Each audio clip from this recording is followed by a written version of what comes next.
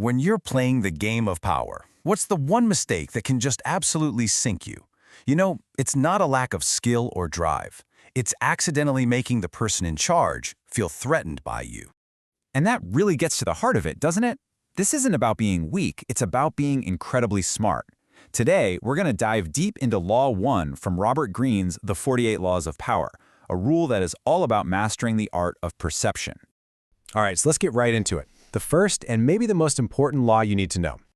Now, I know what you're thinking. This sounds completely backwards, right? I mean, we're taught to work hard, show off our skills, and that's how we get ahead. But here's the twist. If you go too far, if you shine just a little too brightly, it can totally backfire. Instead of impressing your boss, you end up making them feel insecure. And that's a very dangerous place to be.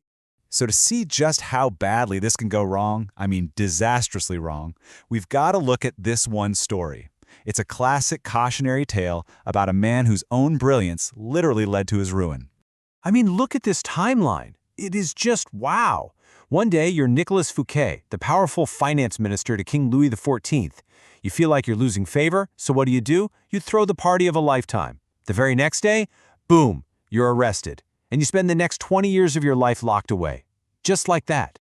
And listen, this wasn't just any party. We're talking about a 7-course dinner, brand new music written just for the king, a new play by the famous Molière, all set in gardens so magnificent they literally became the inspiration for the Palace of Versailles. It was, by all accounts, perfect. A little too perfect. And this is where it all went so horribly wrong. What did Fouquet think he was doing? He was trying to honor his king, show his loyalty, and prove how valuable he was. But what did the king see? He saw a subject who was flaunting his own wealth, his own influence, his own good taste.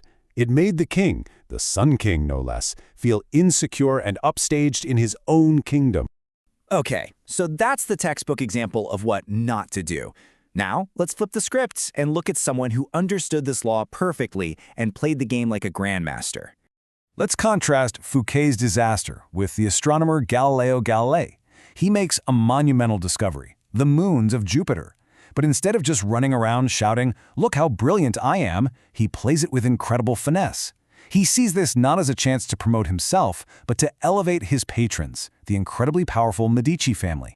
And the genius is in the execution. He didn't just dedicate it to them, no. He named the 4 moons the Medicean stars, after the 4 Medici sons. He literally wove their family's name into the fabric of the cosmos. It was like saying the universe itself was celebrating their greatness. How could they not love that? And that's the whole lesson right there. There can only be one sun in the sky. Fouquet tried to be a second sun, and he was extinguished. Galileo understood his role.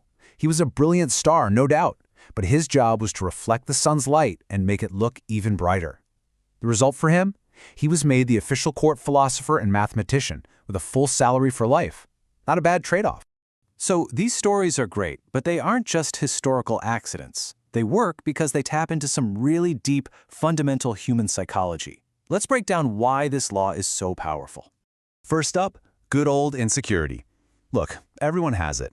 And people in powerful positions, they are often deeply, deeply insecure about keeping that power. They need to be constantly reminded that they're on top, and anyone who challenges that, even by accident, becomes a threat. Next, there's vanity. Let's be honest, masters want to be seen as the most brilliant, most capable person in the room.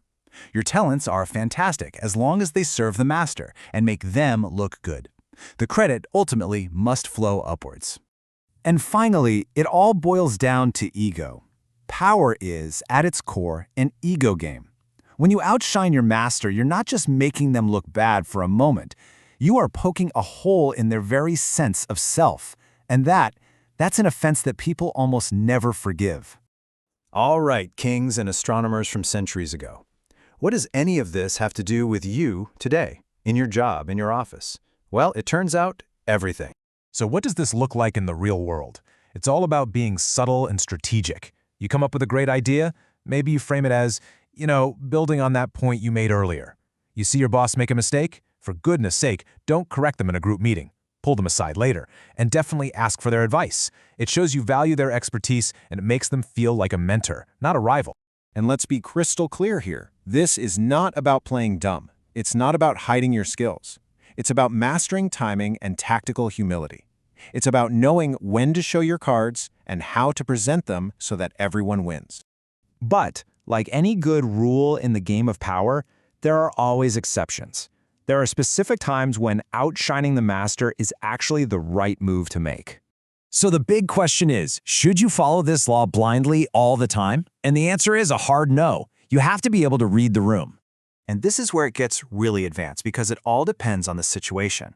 If your superior is a falling star, they're weak, their influence is waning, then shining brightly yourself can actually position you as their natural successor. But, and this is a big but, if your superior is firmly in power and secure, trying to outshine them is career suicide. In that case, you have to be patient. Play the long game. Let them have the spotlight. Power always shifts eventually. So I'll leave you with this to think about. In your own world, in your career, who is the sun? And what are you doing with your own light? Are you trying to compete with their brilliance and risk getting burned? Are you strategically reflecting their light, making them look good, all while waiting for that perfect moment when it's finally your turn to shine?